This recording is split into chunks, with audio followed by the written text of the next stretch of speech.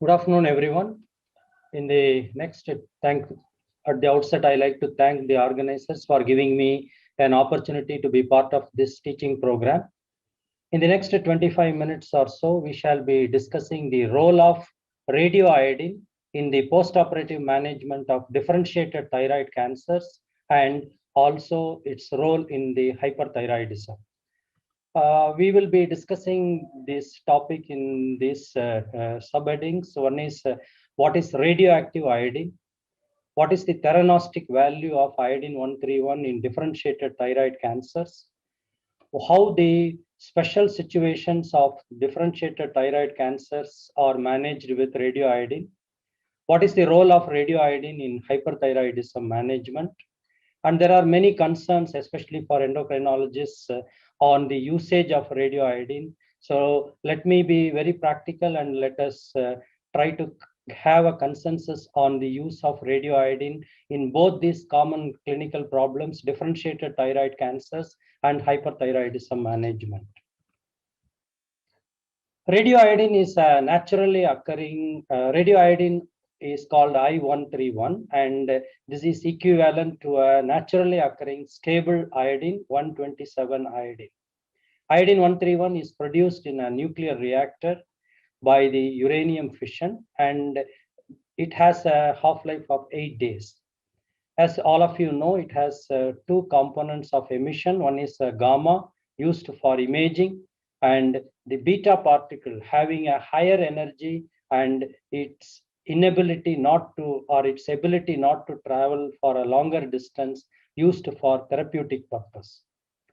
The radioiodine distribution or the biodistribution in human body is as same as a stable iodine. So it gets distributed in the iodine pool. So obviously it gets organified to thyroxine in thyroid follicular cells. So it is imperative, at least in our institute, to do a residual iodine 131 thyroid scan and a whole body iodine scan post thyroidectomy.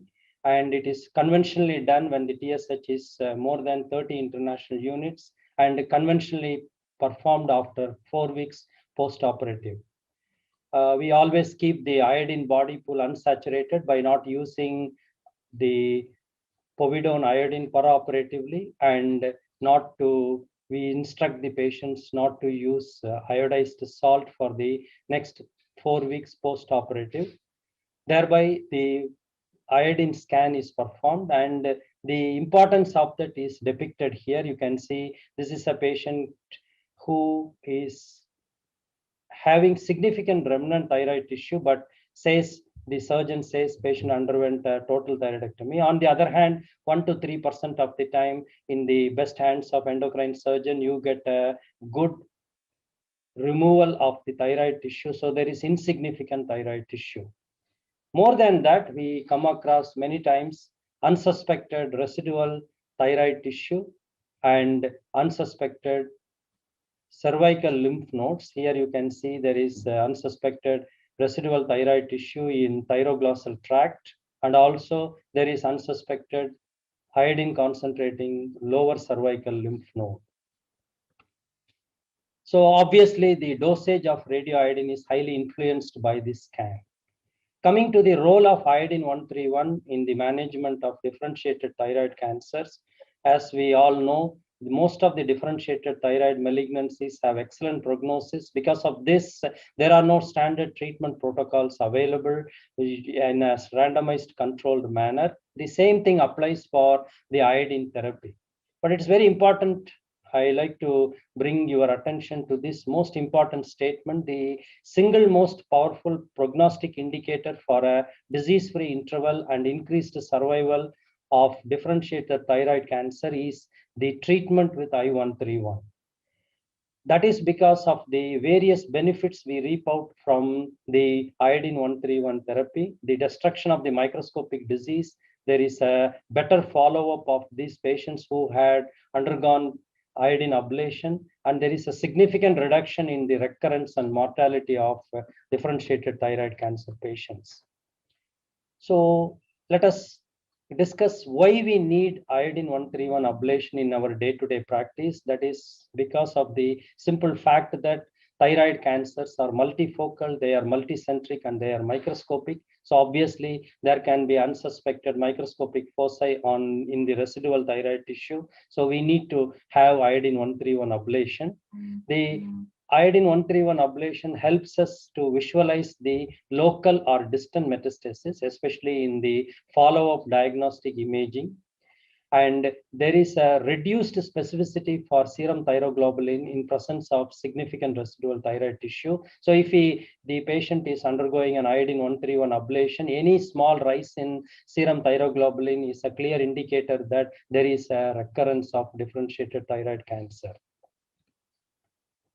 So in our day-to-day practice, who are the normal patients, or who should be the patients, or who are the candidates for radioiodine ablation?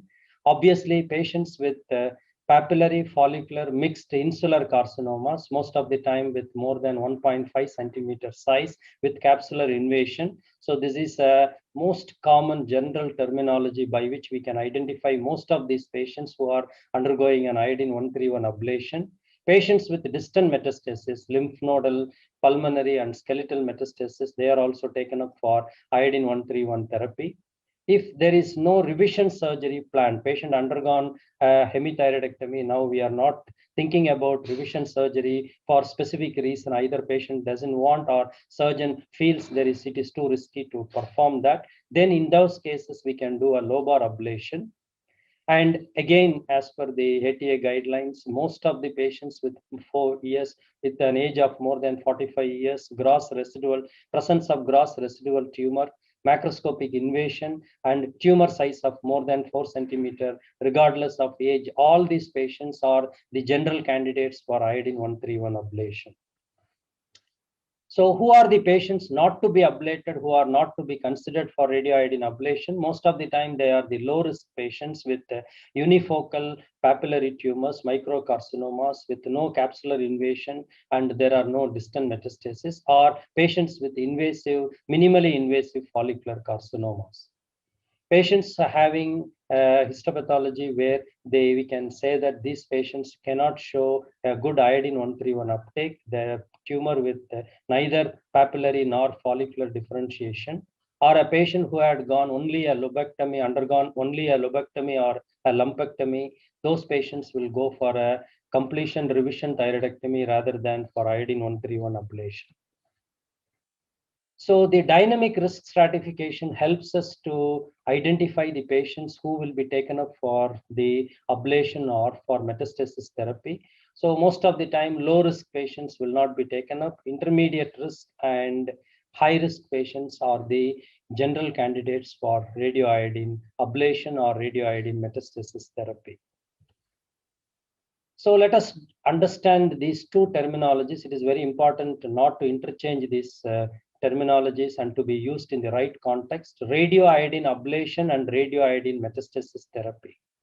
When radioiodine is used for the destruction of the residual thyroid tissue, and these patients are mainly this particular procedure is done to ensure that the serum thyroglobulin specificity increases and we get rid of the microscopic disease, then the radioiodine treatment is called as radioiodine ablation. Most of the time, these patients are given orally less than 50 millicurie with a more than 80% success rate.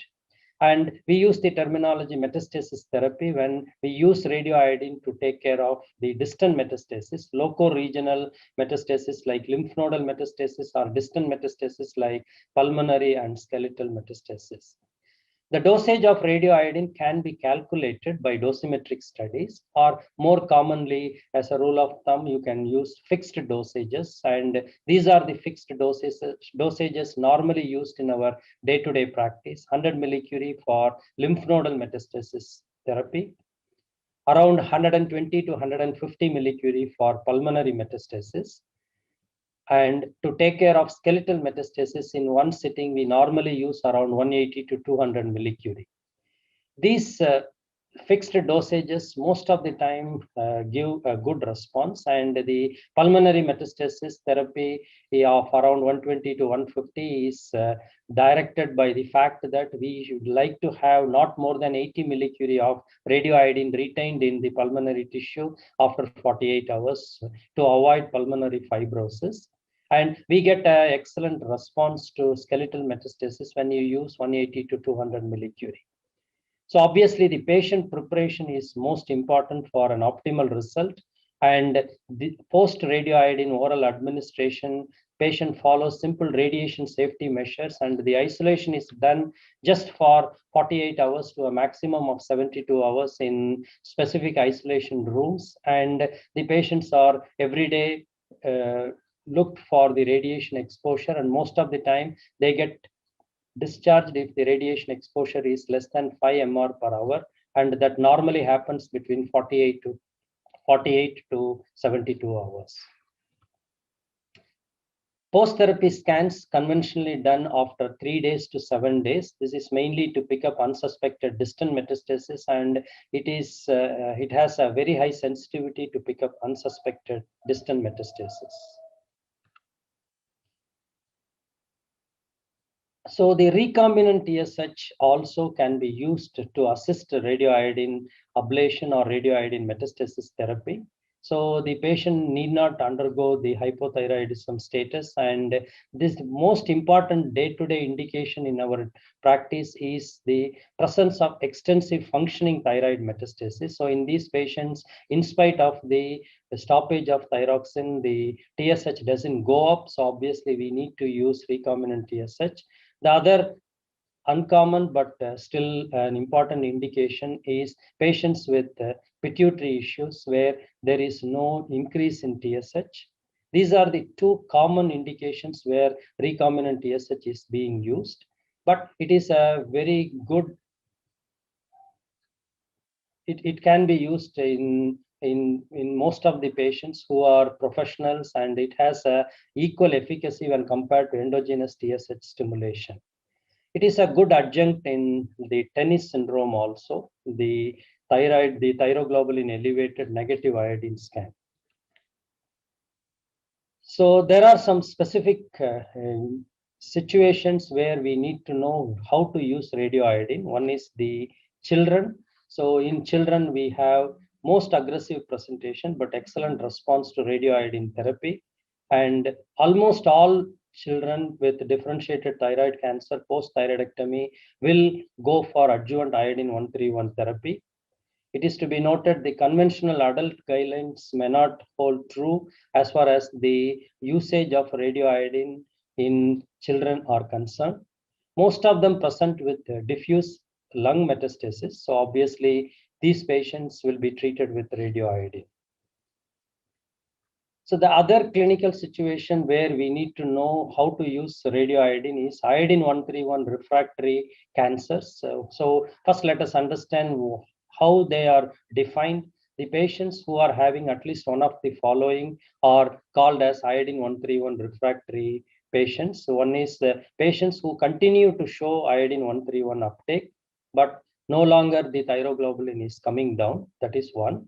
The second one is some of the lesions are showing iodine 131 uptake, but some are not showing.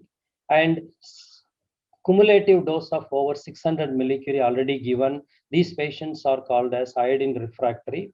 But how to use radioiodine in these patients changes according to the institutional policies, and also regarding the individuals. Sometimes in spite of the fact that patient is being used with 600 millicurie, still they will be taken up provided there is a good response by the continuous decrease in the thyroglobulin. So the iodine refractory doesn't mean that iodine cannot be used. So these are the technical definitions, but still in specific clinical situations we use radioiodine also. Tennis is something which most of the time we come across. It is as high as 20 to 25% of of our patients can be branded as tennis syndrome patients, but it is important to note that their iodine scans are truly negative and the thyroglobulin elevation is more than 10 nanogram. In those patients, also an empiric radioiodine can be tried. So all the tennis syndrome patients need not be iodine 131 refractory. So there are lots of myths regarding the complications of iodine 131, like genetic consequences, leukemia, and teratogenicity. But we have enough data today to negate those things. As a practicing clinician, it is important for endocrinologists to know the fact that normally post-radioiodine therapy, the pregnancy is planned after 6 months to 12 months. We normally say after 12 months. And the real indications or real incidence of leukemia and solid organ malignancies significantly increase only when you have a cumulative radioiodine dosage of more than 1000 millicurie. But in our day-to-day practice, normally we don't cross 1000 millicurie. So this is our experience in the last 15 years. We have treated more than 5,000 patients, and most of those patients are papillary carcinoma thyroid. And it is very heartening to note that majority of the patients need radioiodine ablation, that is less than 50 millicurie, to take care of microscopic disease and to take care of the residual normal thyroid tissue in 62% of patients. And the distant metastasis presentation is less than 10%. And even in those patients with distant metastasis or with regional metastasis in the form of cervical lymph nodes, you have an average response rate of success rate of more than 80% with one single sitting of radioiodine therapy. So obviously this shows that the radioiodine is very effective in taking care of differentiated thyroid cancers. And this is the average dose we use in our day-to-day practice in our institute, less than 50 millicurie for the residual thyroid ablation, around 100 millicurie for the cervical lymph nodal metastasis. And for the distant metastasis, so here I mean skeletal metastasis, we use around 180 to 200 millicurie. And for pulmonary metastasis, we use around 120 millicurie. So many people talk about the radioiodine as a myth, like it is not available. It is very much available. Almost all nuclear medicine centers now have the radioiodine therapy facility. So the radiation safety to general public is very well taken care. The regulatory authorities like AERB, Atomic Energy Regulatory Board, is very specific. So we diligently follow the instructions of AERB so that the radiation safety to general public is taken care. Most of the time, patient is confined to home for 5 days after the discharge from the radioiodine isolation rooms after 2 days. So altogether, patient is isolated for a maximum period of 7 days. So we have seen enough data to see that radioiodine is not indeed leukemogenic or carcinogenic or teratogenic.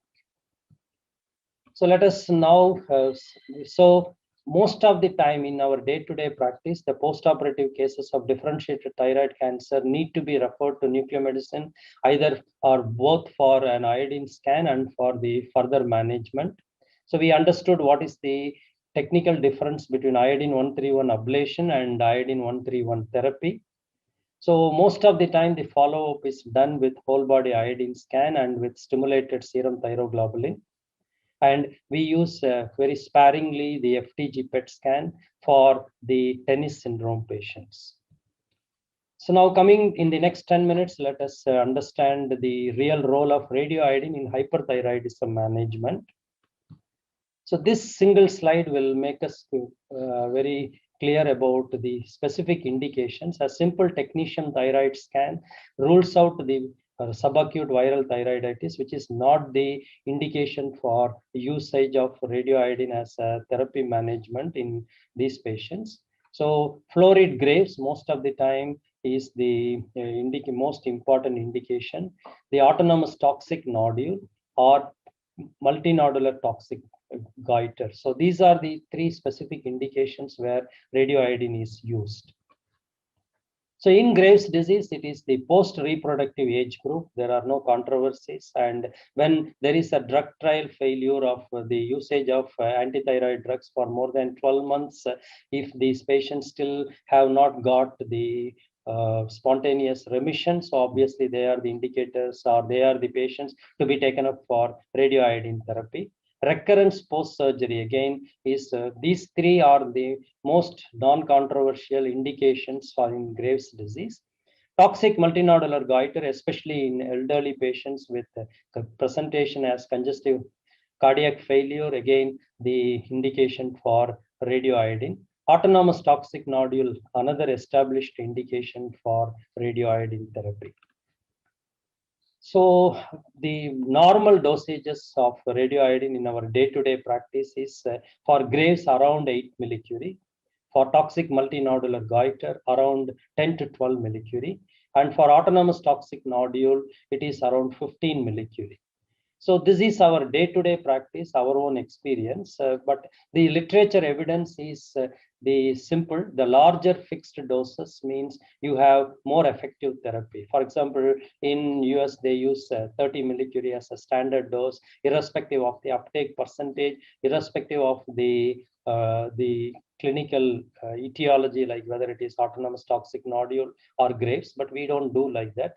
That is shown by the fact that when you are using 5 millicurie, the patient become hypothyroid bar euthyroid after 9 months, after 3 months.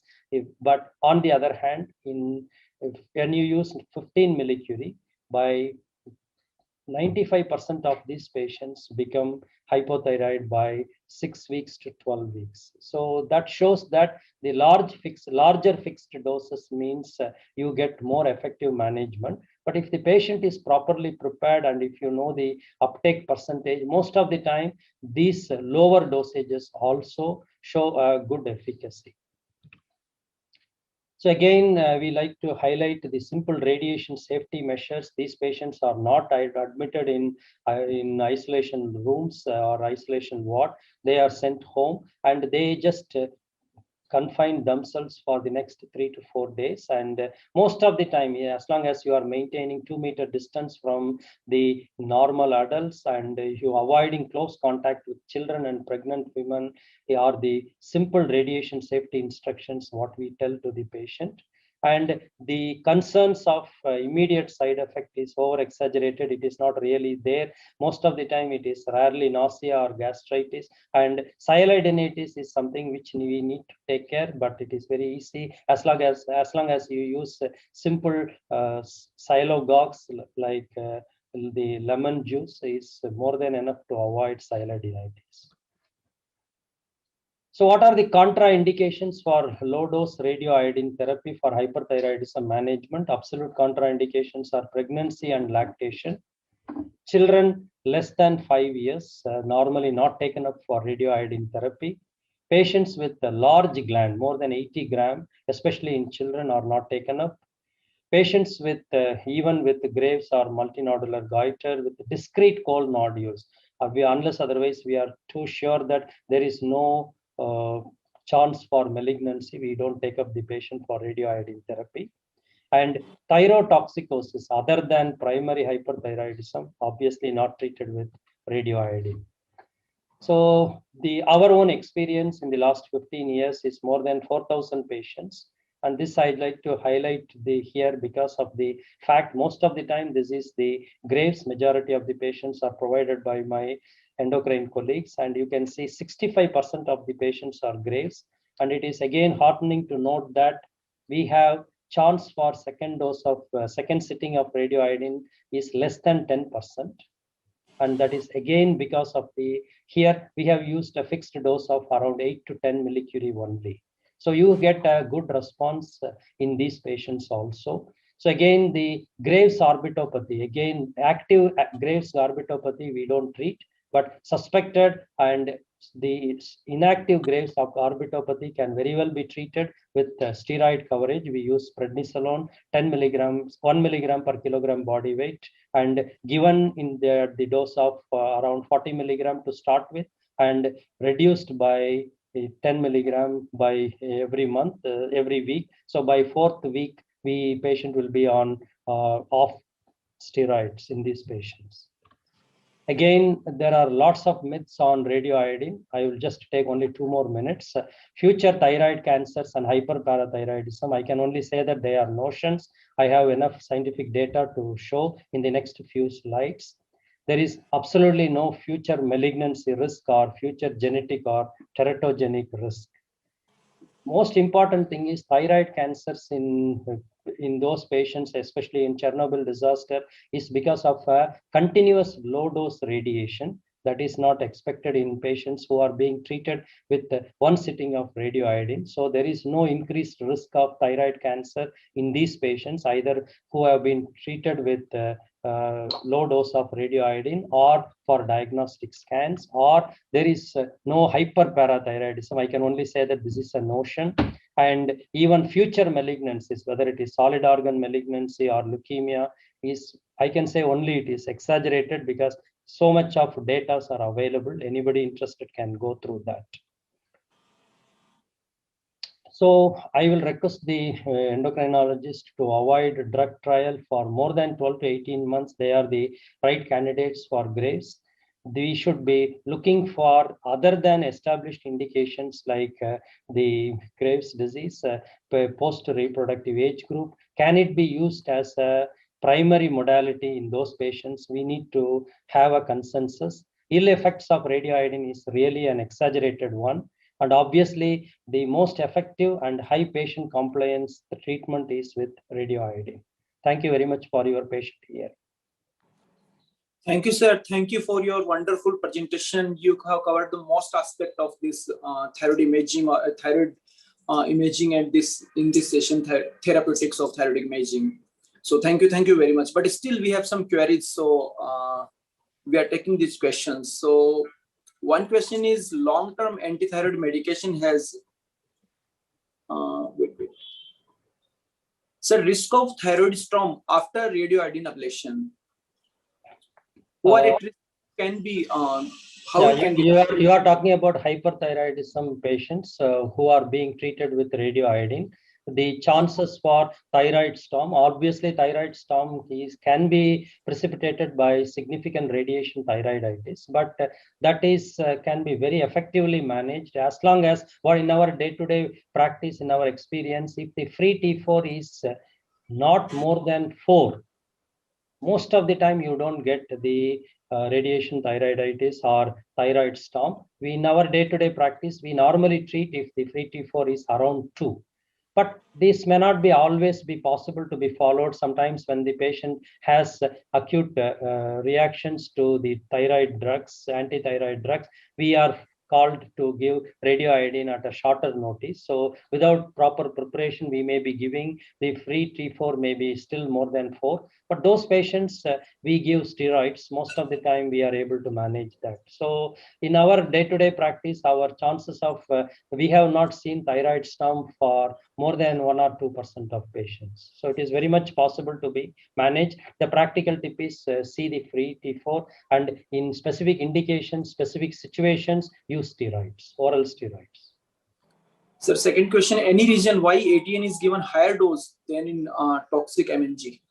Obviously, yeah, when you give radioiodine in Graves' disease, there is a equal distribution of radioiodine in almost all cells of the entire thyroid gland. But in autonomous toxic nodule, there is suppressed tissue is significantly more than the volume of the autonomous toxic nodule. So when you get rid of the autonomous toxic nodule, the normal thyroid tissue can come up. And when you see the images also, you can see the suppressed thyroid tissue uptake of radioiodine will be very significantly less. So our idea is at least to achieve euthyroidism in those patients by giving a larger dose, and the outcome of those patients with larger dose has been shown to be good. That is mainly because you want to take care of the autonomously functioning toxic nodule and also the suppressed thyroid tissue. You want to ablate both tissues. Sir, what is the maximum dose of radioiodine can we give up to in some toxic goiter after repeated failures with ablation? we normally give around 15 millicurie, as I was showing in toxic